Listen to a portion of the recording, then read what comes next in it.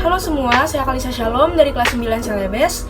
Di sini saya akan mengerjakan praktikum IPA dengan judul Memahami Konsep Pembuahan atau Fertilisasi pada Manusia.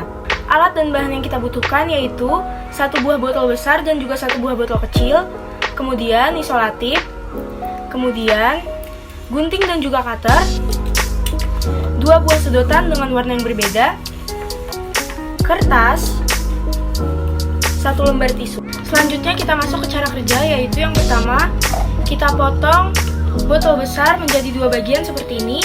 Sama halnya dengan botol kecil kita potong seperti ini. Bagian botol yang akan kita gunakan nantinya adalah bagian atasnya saja.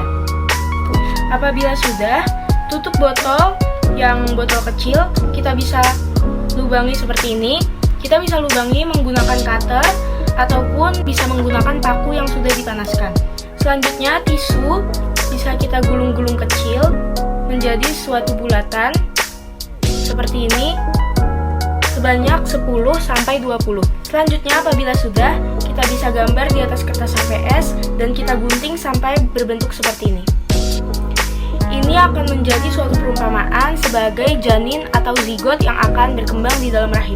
Selanjutnya kita bisa ambil botol yang sudah kita potong tadi, kita ambil atasnya saja. Kemudian kita buat 2 lubang di antara botol, yaitu di sini dan juga di sini. Tahap selanjutnya adalah kita ambil sedotan dan juga kita masukkan ke dalam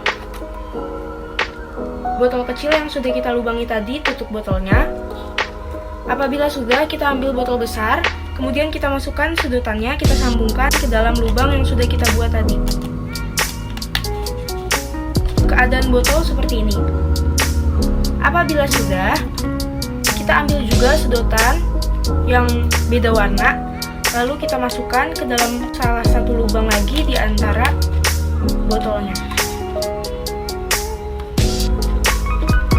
Maka nanti akan seperti ini. Apabila mau lebih kokoh, kita bisa tambahkan selotip agar tidak gampang copot. Langkah selanjutnya adalah kita ambil gulungan tisu-tisu yang sudah kita bulatkan tadi, lalu kita masukkan ke dalam botol yang kecil, dan nanti hasilnya akan seperti ini.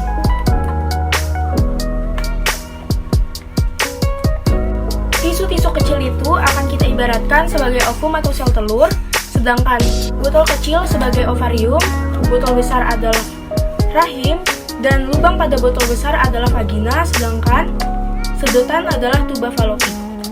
Kemudian, sel telur yang sudah matang akan dilepaskan oleh ovarium dan akan bertemu dengan sel sperma di tuba fallopi, dan di sana akan terjadi pembuahan sehingga dihasilkanlah kemudian zigot yang sudah ada di dalam rahim akan berkembang selama 9 bulan. Kemudian setelah 9 bulan akan dikeluarkan melalui vagina seperti ini. Keluar melalui vagina, yaitu melalui lubang botol yang besar ini. Selanjutnya, apabila sel telur dan sel sperma tidak berhasil melakukan pembuahan, tidak berhasil dibuahi, maka akan terjadi yang namanya peluruhan pada dinding rahim yang bisa disebut juga dengan menstruasi. Menstruasi akan dikeluarkan juga sama seperti halnya pada zigot, yaitu akan dikeluarkan lewat vagina. Maka dapatlah kesimpulan dari praktek pemahaman konsep fertilisasi pada manusia, yaitu sel telur yang sudah matang akan dilepaskan oleh ovarium dan akan terjadi yang namanya ovulasi. Kemudian sel telur akan berenang-renang dan bertemu dengan sel sperma pada tuba fallopi dan akan terjadi yang namanya pembuahan. Apabila pembuahan berhasil dilakukan, maka muncullah yang namanya zigot yang akan berubah menjadi janin yang akan tumbuh kembang di dalam rahim selama kurang lebih 9 bulan. Setelah 9 bulan, janin akan dikeluarkan melalui vagina. Dan hal yang perlu kita ketahui lagi, apabila sel telur tidak berhasil dibuahi oleh sel sperma, maka akan terjadi yang namanya peluruhan pada dinding rahim yang bisa disebut juga dengan menstruasi. Dan sama halnya juga, menstruasi akan dikeluarkan lewat vagina. Demikianlah penjelasan dari saya, kiranya penjelasan tersebut dapat mudah dipahami dan juga dimengerti oleh kita semua, dan kiranya penjelasan dari saya dapat bermanfaat. Saya mohon maaf apabila ada kesalahan dalam video tersebut. Terima kasih, Tuhan memberkati.